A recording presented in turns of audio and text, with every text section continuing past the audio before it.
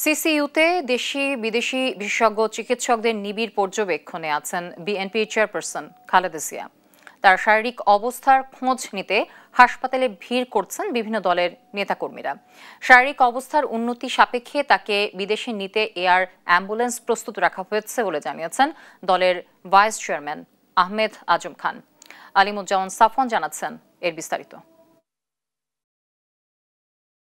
সংকটাপন্ন অবস্থায় মেডিকেল বোর্ডের তত্ত্বাবধানে রাজধানীর এভারকেয়ার হাসপাতালের সিসিইউতে চলছে বিএনপি চেয়ারপারসন খালেদা জিয়ার চিকিৎসা। দেশি বিদেশি বিশেষজ্ঞ চিকিৎসকদের নিবিড় পর্যবেক্ষণে আছেন তিনি।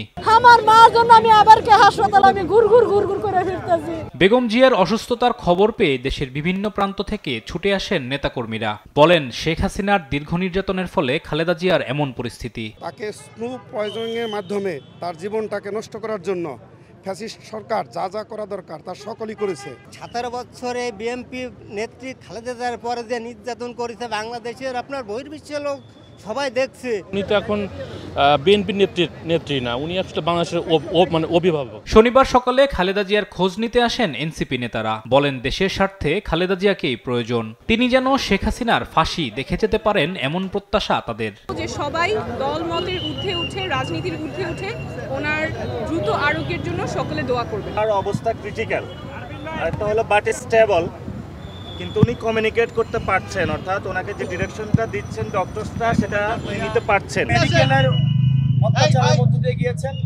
আমার মনে হয় আল্লাহ ওনাকে হাসিনার ফাঁসি দেখা পর্যন্ত ওনাকে যেন আল্লাহ বাঁচিয়ে রাখে। রোজকার সাধারণ খাবার এখন হবে অসাধারণ। প্রাণ স্বাদের মশলা, স্বাদ বাড়ায়, ঘ্রাণ ছড়ায়। পর্যায়ক্রমে বেগম জিয়াকে দেখতে হাসপাতালে আসেন স্বরাষ্ট্র উপদেষ্টা, বিএনপি সহ বিভিন্ন রাজনৈতিক দলের নেতারা। জানান, মায়ের পাশে থাকতে দ্রুতই দেশে ফিরবেন তারেক রহমান।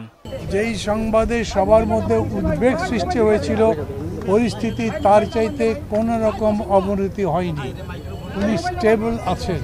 তার মমতাময়ী মার জন্য তার ছেলের যে আবেগ, যে ভালোবাসা, তার যে মানে উনি, আমরা আশা করছি যে ওনার মার সুস্থতা কামনার বা ওনার পাশে এসে থাকার জন্য হয়তো উনি দ্রুতই হয়তো আমাদের দেশে ফিরে আসবেন বলে আমরা আশা করছি।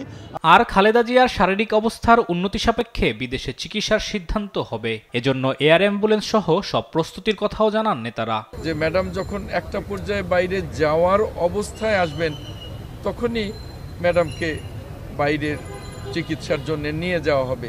তিনি আগের চেয়ে কিছুটা ভালো আছেন। আপনারা সকলে দোয়া করেন এবং আমি সকলের কাছে আবারও বিনীতভাবে অনুরোধ করছি যে আপনারা এখানে ভিড় না করে প্রত্যেকটি ঘরে ঘরে গিয়ে, আপনারা নিজ নিজ ঘরে গিয়ে আমাদের প্রিয় নেত্রী, দেশনেত্রী বেগম খালেদা জিয়ার জন্য দোয়া করেন। আলিমুজ্জামান সাফওয়ান, দেশ টিভি, ঢাকা।